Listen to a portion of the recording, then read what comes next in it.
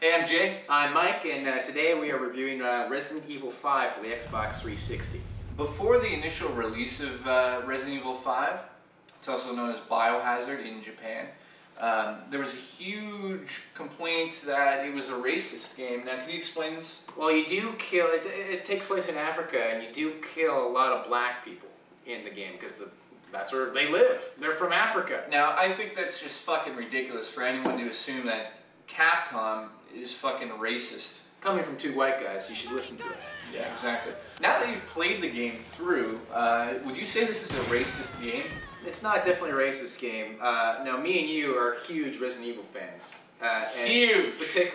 To be specific, Resident Evil 4 was a masterpiece. Exactly. When me and Jay played that game, we creamed our pants. Like, we just loved that game on the GameCube.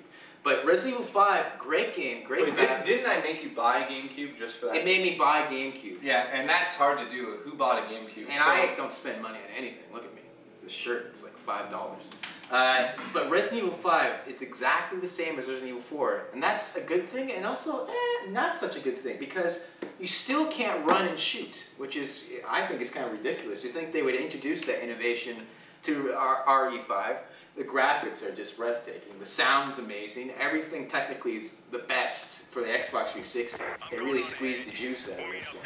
What is different, though, with Resident Evil 5 is that they introduced a multiplayer co-op mode, and you have a partner that plays with you through the campaign, which is an AI character, which actually adds a lot more dynamic to the game. So one of the good things about Resident Evil 5 is they brought the same interactive cutscenes from Resident Evil 4 into Resident Evil 5, meaning, you know, you got that budding mash and fucking moment with the zombies. It got me killed at least 80 times. I think, oh, here's the movie, here's the cutscene. I put my controller down. Oh, fuck, I gotta mash A just to duck and crouch. It's terrible, right? Why die, you know? Yeah, it's terrible, but I mean, it's a new way of playing a video game. You're not controlling the character in that, in the regard of using the analog stick. I mean, you're just controlling how the cutscene goes, and if you're not quick enough, just like in other games, like obviously God of War made that very popular. So that's definitely one good thing in the game that they took from Resident Evil 4. Now, one bad thing they took from Resident Evil 4 is nothing. It's that good.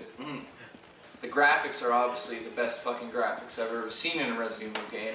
The fact is, it's missing some key things that would make this game over the top amazing.